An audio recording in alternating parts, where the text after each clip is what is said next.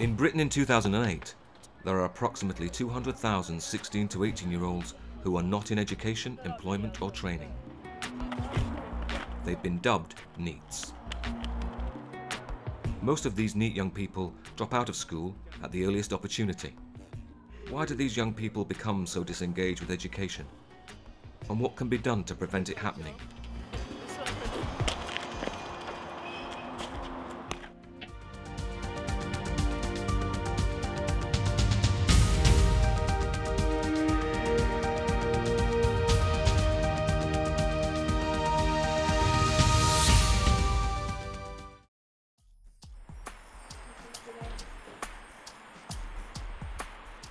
I just don't like school. I didn't see the point in it. And now, looking back, now I've left, I feel I wish I'd done the work. I wish I actually listened. School is all right. Got in a lot of trouble most days. Smoking and a lot of skunk. Yeah, I wasn't the best behaved person at school. Most people muck about to get attention. I know I did. If someone starts telling you you're lazy and you're stupid, you start believing that, so you start acting the way they think you're going to act. Primary, I enjoyed going to school. It was all right. Secondary, I didn't mind. Just started doing drugs, not going to lessons. I wouldn't go to school most days. Well, I would. I just wouldn't go in the gates. I'll go to the back school fields, somewhere like that, or I'll just turn up in my lessons stoned. Young people fall out of education and training for all sorts of reasons, and I think there are a range of barriers to educational success that are not just about school life, but are about things that go on outside, which can lead to them switching off, becoming demotivated and disengaging from school life. And once that happens, there is a big chance that they will leave school with nothing. There are a number of reasons why young people become NEET. It could be down to their own personal circumstances, it could be down to lack of motivation, it could be down to home life, it could be down to bullying at school, it could be that a teacher may have not given them the right encouragement. It could be a number of reasons. Sam and Stacey are both 18 and NEET. They both left school at 16. Sam was bullied at school and struggled with dyslexia. Stacey was also bullied and left school as soon as she could. With me being bullied, I started to miss school, didn't go to school, started to miss lessons because a certain individual was in my lesson. Tried to talk about it, that didn't help. So I just didn't bother going to school, and obviously that affected me because when it came to doing my GCSEs, I wasn't concentrating, so I didn't get very good GCSEs, which is now I'm suffering later on in life. I never used to get listened to by the teachers at all in school. I tried to tell them that I had learning difficulties, like with my dyslexia and my dyspraxia, and they told me I was not dyslexic, I was just lazy and stupid. Mike is 17 and got involved with drugs while he was at school. Most of the time I was sent out of the classroom. That was it really. I just got sent out most days. Wasn't there half the other time. I got kicked out of school, and then I went to Cantley Pupil Referral Unit, and then I went to jail. Most people muck about to get attention. I know I did. I mucked about to get the teacher's attention because once she was over there, or he was over there, talking to me, then I could talk to them about whatever I wanted because I already had their attention. So that's probably why most children muck about in their classes, to get attention. Sam and her friends spend their evenings hanging out at the local supermarket car park. Basically, I either drive around and go pick everyone up, and then we just sit here and chill out, like the boys play football, the girls sit in the car and keep warm and just chat. Tell them about Friday nights, Sam. Friday nights are the best night. Everyone gets drunk on a Friday night. Most of Sam's mates left education at 16. They've all been NEET at one time or another. Though some of them do currently have jobs, like most NEET young people, they drift in and out of low-skilled and low-paid employment. I've always hated school, just but now I regret it. I wish I did go back, but I hate to do sixth form. I just wouldn't be able to do it. Just too much work and that. I got kicked out of school when I was 16 for fighting, obviously. And then I don't know, I tried looking for a job, I didn't find nothing. Well, I didn't really look, I just stayed at home, sold drugs, sold some other stuff, and then quit that because I found a job, and then it's alright, but if I get fired, then I don't know what I'm going to do. Sell drugs again. Like my family's just like always been in the work trade and that, so you can just, so I don't have to go looking for a job. I'll just like ring up my uncle and go, yeah, can I work with you for a couple of days? If I like it, then I'll just stay with him. But my brother wanted me to work for him for roofing. I've done that for like a month and a bit. Oh, it was just terrible. I hated it. But I was looking for a job for ages. I just couldn't find nothing.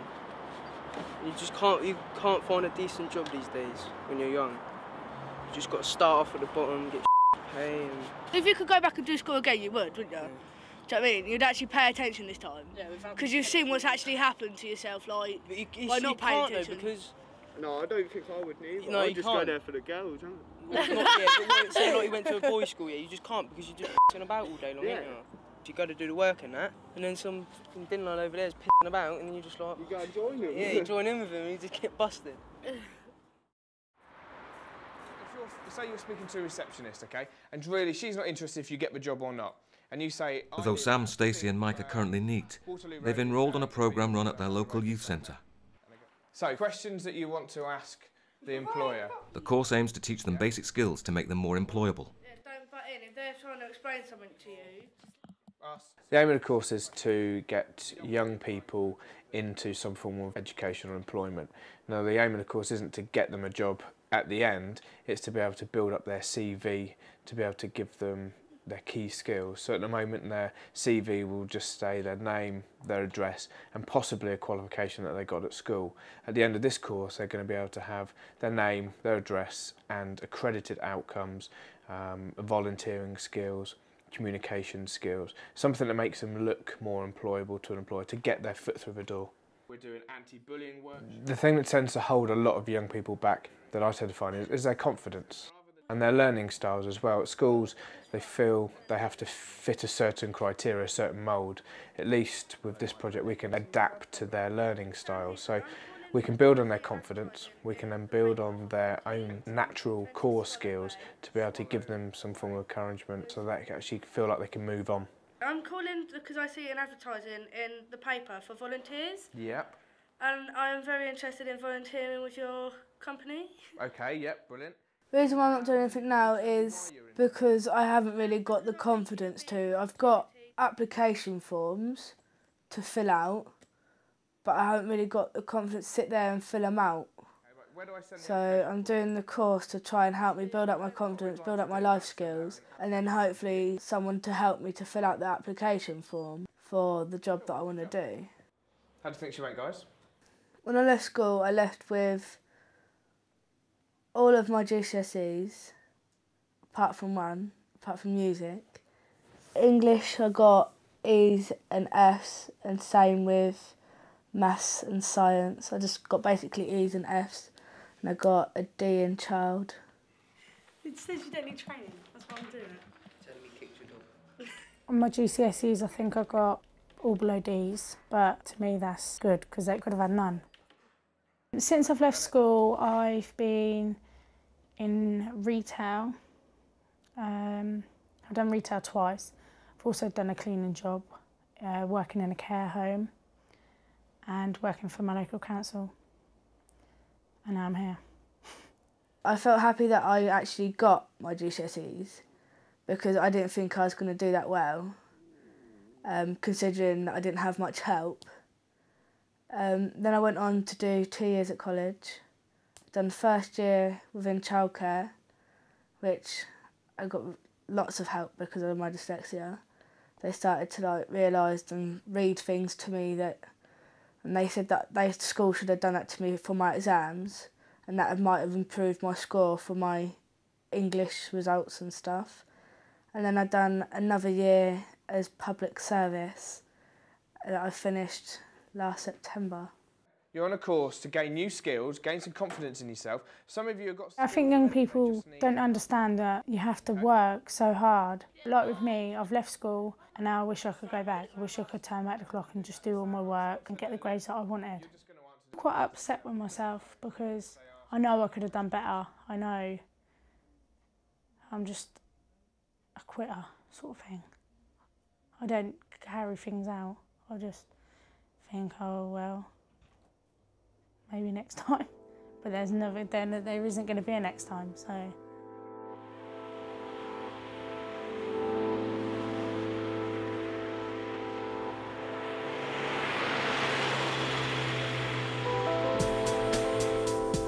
It's 6 p.m. In Bromley, South London, youth worker Paula Wellington is on her weekly walkabout of the town. She and her team go in search of NEETs, whom she hopes to help into employment or training. We're going to carry on walking down Burnt Asher Lane past the shops. Some young people, I feel, become disengaged because I feel, well, they feel like at school, if they need help in certain things, they'll ask the teacher and the teacher won't bother, so they become disruptive.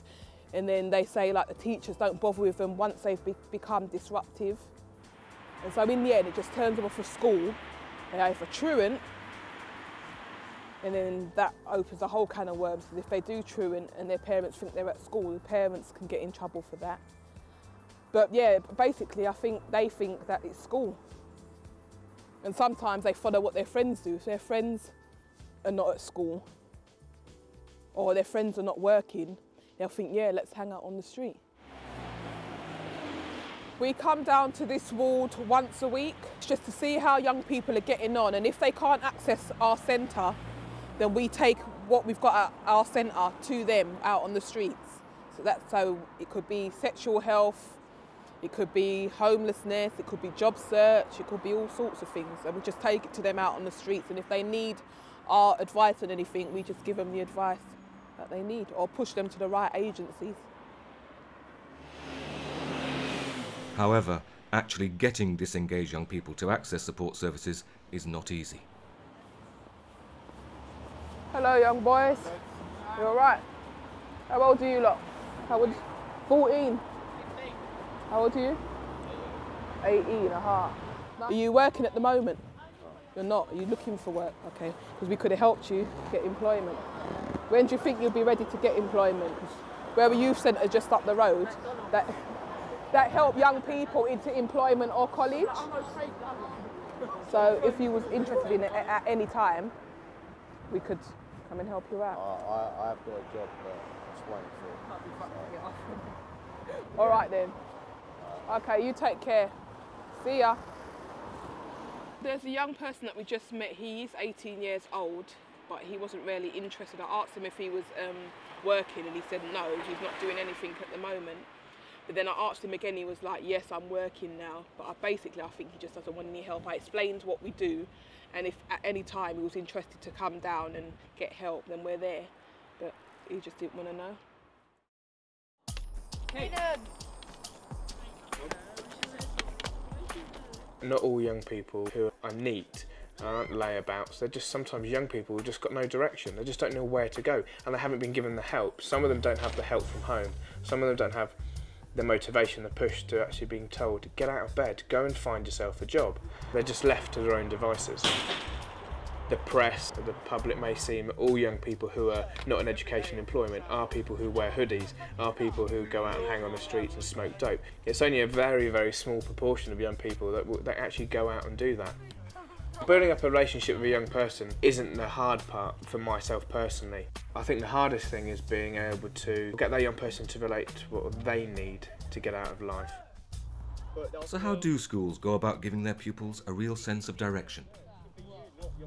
I think at school the teachers can be a bit more supportive and more helping and understanding rather than moaning and shouting, and actually listen to you and what you're saying and not ignore you.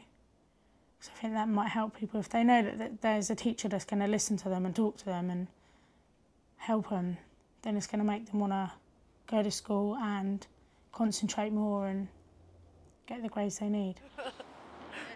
I never used to get listened to by the teachers at all in school. I tried to tell them that I had learning difficulties.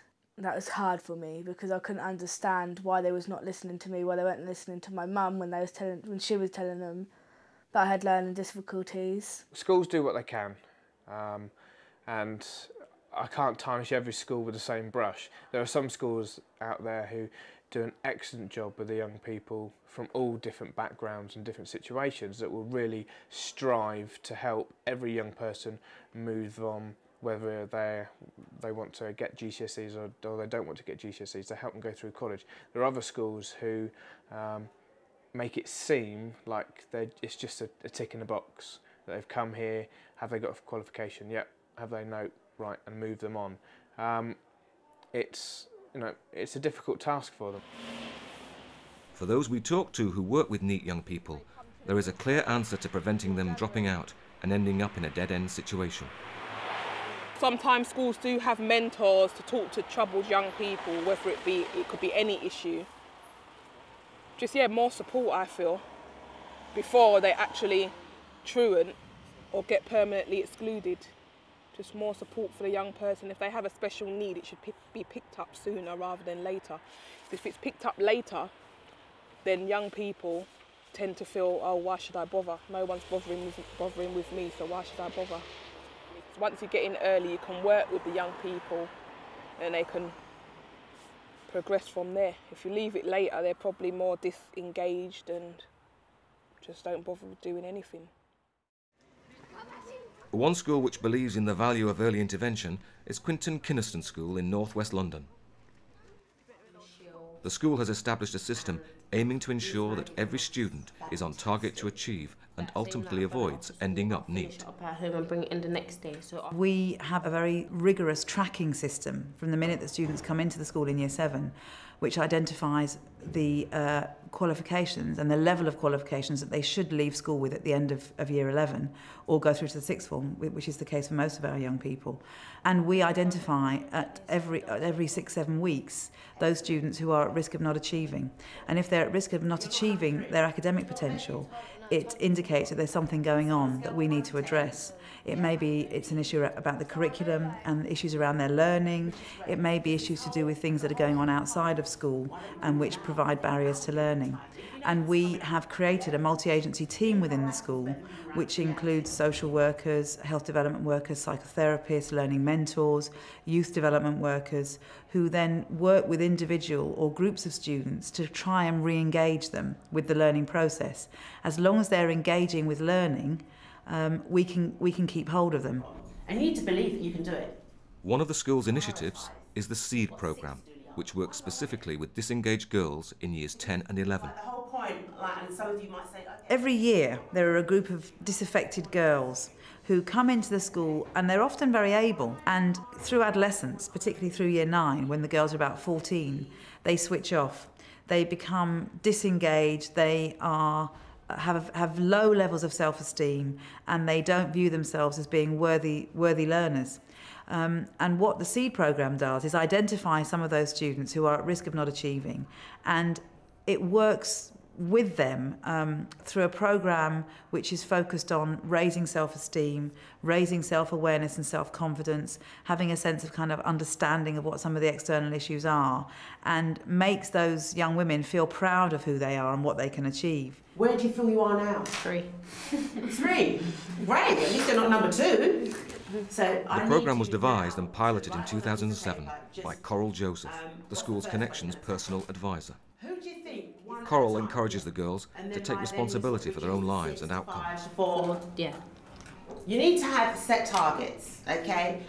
If you don't have set targets and you don't know, you won't be able to put a plan in action to achieve those. I try to encourage young people to understand that it's their future, and actually at the end of the day, they need to take ownership of their future, of their lives. Because you know what you want to do, what you want to do, but as well you need to know exactly what you have to do to make it work. If they don't have a goal, there's no purpose. And I look at not just for GCSEs, where will you be in 5 years' time? What would you like to achieve?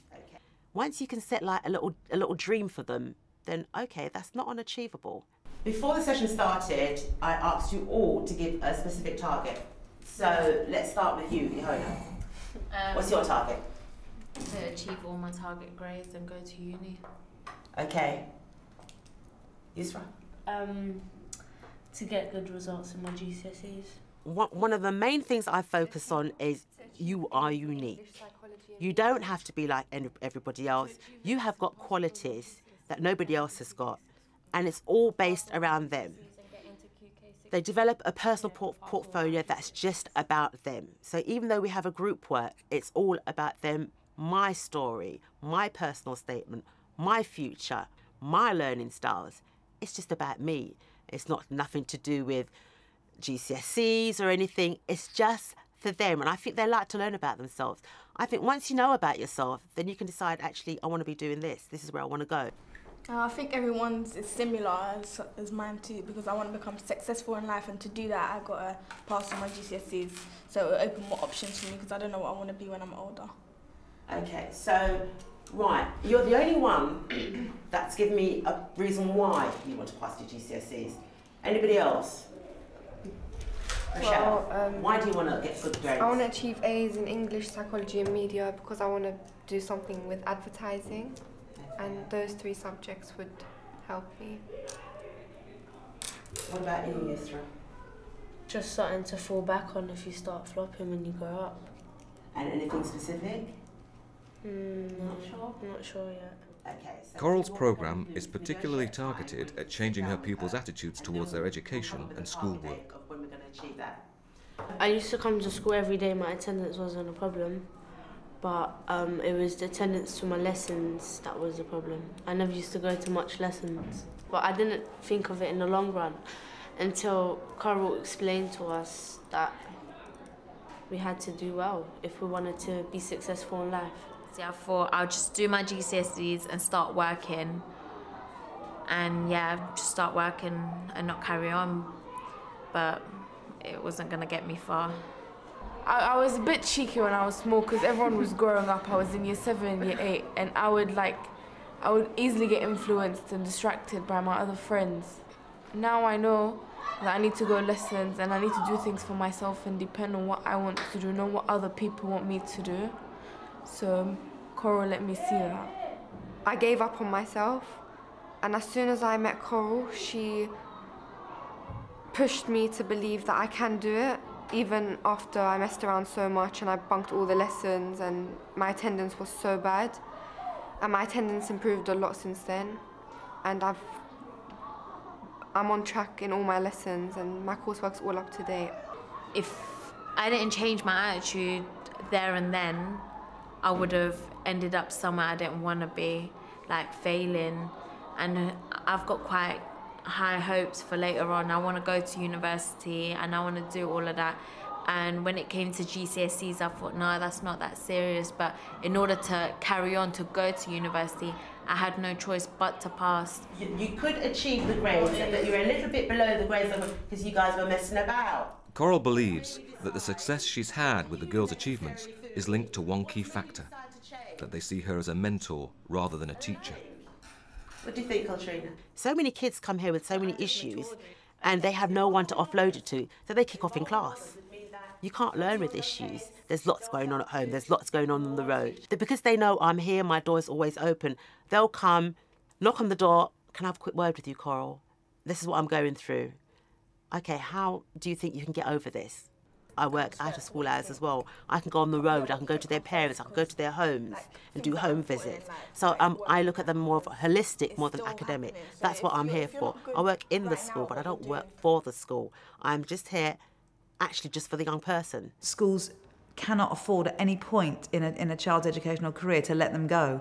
They have to be constantly on the radar, they have to be monitored, they have to be mentored if necessary, they have to be tracked according to their progress so that they're at no point do they fall off the radar. It's when children fall off of the school's radar, they're often also falling off of the radar of external agencies, social services, the police, and they become, they're lost to all of us. The reality, though, is that despite the efforts of schools like Quinton Kynaston, too many young people are continuing to slip through the net. thousands of teenagers like Sam and Stacey leave school with low GCSEs and low self-esteem. Not only are they disadvantaged, but society suffers too. In response to this situation, the government plans to raise the leaving age from education and training to 18. The ambition is that young people will be more engaged in education if offered a range of vocational courses closely tailored to their needs. If it's really going to work, it must stop young people from feeling that education just isn't for them. As school is at the moment, most people want to leave as soon as they can. But if school changes for the better, then I don't think people will mind, because some people go on to sixth form anyway. So I don't think some people will mind staying on, but I think most people won't like it. I think it's a good idea if young people stay in school till they're 18, because then they can get more experience and the grades they want and more help and support into getting the job that they want. So I think it's a good idea. What schools have got to be able to do is, from the minute students come in, is to, as I say, to create an ethos which says you can achieve in this school, we value what you're all about, we will create a curriculum which is personalised, which will allow you to be successful, and we will not let you fall off of our radar. And that's what we've done at this school, which is why 100% of students last year left school with GCSEs. There wasn't a single student that left this school last year without 5 GCSEs, including English and Maths. And I think that in itself indicates that students do want to do well. They don't want to be kind of left flailing around at the, underneath society's radar. They want to be engaged. And I think schools have to give a message that says, this school won't let you fail. And that would be my message to everybody. Schools will not let children fail.